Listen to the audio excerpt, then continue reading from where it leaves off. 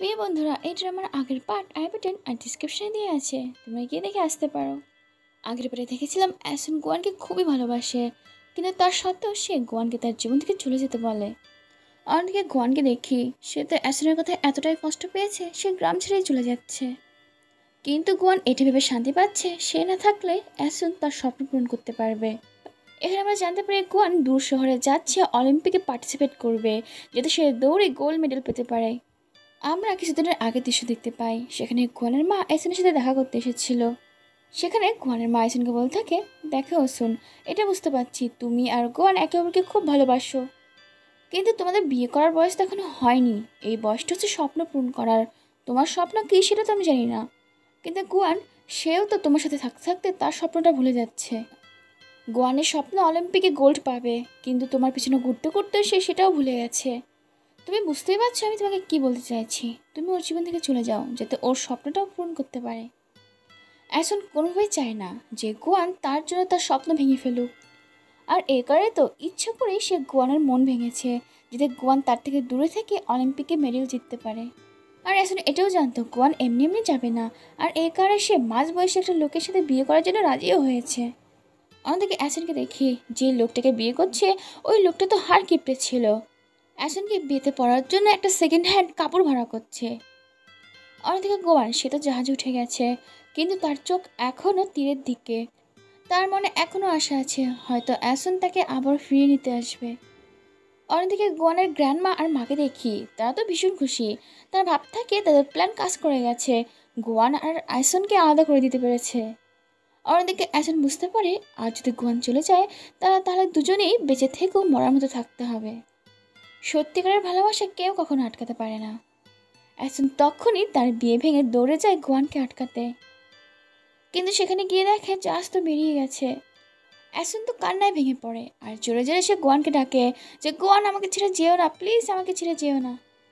জাহাজটা অনেকটা দূর চলে গেছে, এছাড়া লোকজনের ভিড় প্রচুর ছিল, অনেক চেঁচামেচি, কিন্তু তার মধ্যে গোয়ান অ্যাসনের কথা শুনতে পায়। আসলে গোয়ানের মনই সাড়া দিয়েছিল যে অ্যাসন তাকে ডাকছে। সে অ্যাসনকে দেখার সাথে সাথে এসে জাহাজ থামাতে বলে, কিন্তু জাহাজ থামায় না। তখন গোয়ান জাহাজ থেকে জলে ঝাঁপ দেয় আর অ্যাসনের দিকে তাকিয়ে এক নজরে সাঁতরাতে থাকে। সবাই তো ভয় পেয়ে যায়, কারণ জাহাজ ছিল অনেকটা দূরে। কিন্তু আমরা দেখি গোয়ান সে তো অ্যাসনের দিকে তাকিয়ে সোজা পুরো রাস্তাটাই পার করে ফেলে। গোয়ান যখন কিনারায় আসে তখন তারা এক অপরকে জড়িয়ে ধরে অনেক কান্না করে। তাদের দুজনকে একসাথে দেখে সবাই তো ভীষণ খুশি। গোয়ানের মা আর গ্র্যান্ডমা তো একদম খুশি ছিল না, কিন্তু কি আর করার, ওদের দুজনের ভালোবাসা দেখে তাদের বিয়ে মেনে নিতে হয়। আর বিয়ের কদিন পরেই তাদের অনেক সুন্দর ফুটফুটে একটা মেয়ে হয়। অ্যাসন আর গোয়ান তাদের সব স্বপ্ন ছেড়ে দিয়েছে একে অপরকে পাওয়ার জন্য, আর তার ভালোবাসার রূপ হিসেবে পেয়েছে এই মেয়েকে। তারা তো এই মেয়েকে পেয়ে ভীষণ খুশি। তাদের যত স্বপ্ন আছে তারা এই মেয়েকে নিয়েই দেখে। গোয়ান তো অলিম্পিকে মেডেল জিততে পারেনি, তার কাছে অ্যাসন আর এই মেয়ে তার কাছে গোল্ড মেডেল। গোয়ান এখন ছোটোখাটো মাছ ধরার কাজ করে আর তাই দিয়ে সংসার চালায়। অ্যাসন আর গোয়ানের মেয়ের নাম মিয়ন, আর তারা তো মেয়ে পেয়ে ভীষণ খুশি। কিন্তু গোয়ানের মা আর গ্র্যান্ডমা তো ছেলে চাই, আর এই কারণে অ্যাসনকে নিয়ে তারা মন্দিরে যায়, সেখানে হাজারবার তাকে উঠবস করায়, তাকে ঝাড়ফুঁক করে যাতে একটা ছেলে হয়। এই জিনিসটা তো অ্যাসনের একদম পছন্দ না, কিন্তু তাদের মন রক্ষা করার জন্য এই জিনিসটাও করে। অ্যাসন ওর শাশুড়ির কথা মতো সব কিছু করে, কিন্তু তারপরও তার শাশুড়ি থেকে কথা শোনাতে ছাড়ে না। এরপরে দেখি গোয়ানের মা আর গ্র্যান্ডমা মিয়নকে সমুদ্রের ধারে নিয়ে যায়। তারা এটা চায় যেহেতু অ্যাসনের কোনো ছেলে হয়নি তো সংসারের দায়িত্ব তো এই মেয়েকেই পালন করতে হবে। তারা চায় মিয়ন এই মাছ ধরার কাজ করুক, আর এই কারণে তারা দুজন প্রতিদিন মিয়নকে সমুদ্রের ধারে নিয়ে আসে, যাতে সমুদ্রের প্রতি মিয়নের টান হয়। আর এই জিনিসটা যখন জেলেপাড়ার অন্য মহিলারা দেখে তখন তারা বলতে থাকে অ্যাসনের মা কখনো চাইতো না যে তার মেয়ে অ্যাসন মাছ ধরার কাজ করুক। তোমরা কেন অ্যাসনের মেয়ে মিয়নকে এখানে নিয়ে এসেছো? অ্যাসন কি জানে? এটা শুনে অ্যাসনের শাশুড়ি বলে, আমাদের পরিবারে তোমাদের নাক গলানোর কোনো দরকার নেই, আর এটা বলে সেখান থেকে চলে যায়। অন্যদিকে অ্যাসন সে তার মায়ের বাড়িতে যায়, আজ এই বাড়িটা বিক্রি করা হবে। ওর সৎ বাবা তো এখনও কোনো কাজ করে না, যার ফলে এই বাড়ি বিক্রি করে অন্য কোথাও চলে যাচ্ছে। এখানে আসার পর তো অ্যাসনের পুরনো স্মৃতিগুলো মনে পড়ে। অন্যদিকে অ্যাসনের সৎ মাসিনকে বলতে থাকে, আমাকে মাফ করে দিও, আমার জন্যই তোমাকে বাড়ি ছাড়তে হয়েছিল।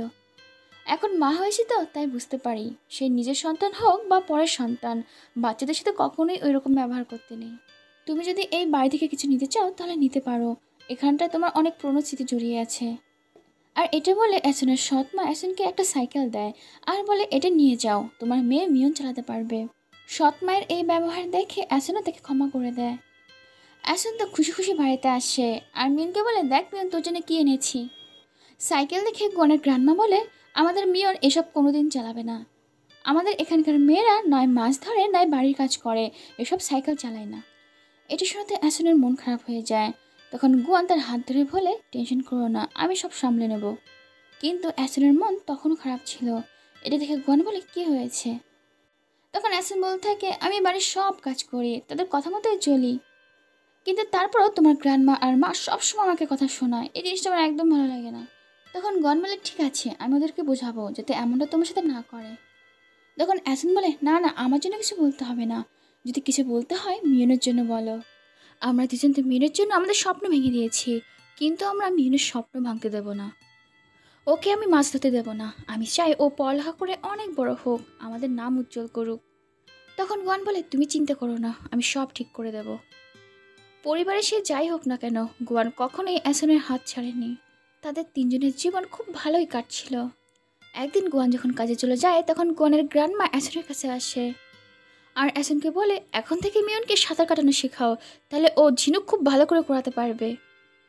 এই কথা শুনে তো অ্যাসনের খুব রাগ হয়। সে সব জিনিসপত্র ফেলে বলে আমি তো আগেই বলেছি আমার মেয়ে ঝিনুক করানোর কাজ করবে না। অ্যাসনের এই কথা শুনে গোয়ানের মায়ের খুব রাগ হয়। সে অ্যাসনকে বলে তোর কি করে সাহস হলো আমাদের মুখে মুখে কথা বলার। আর এটা বলে গোয়ানের মা অ্যাসনকে চড় মারে। ঠিক তখনই সেখানে গোয়ান চলে আসে।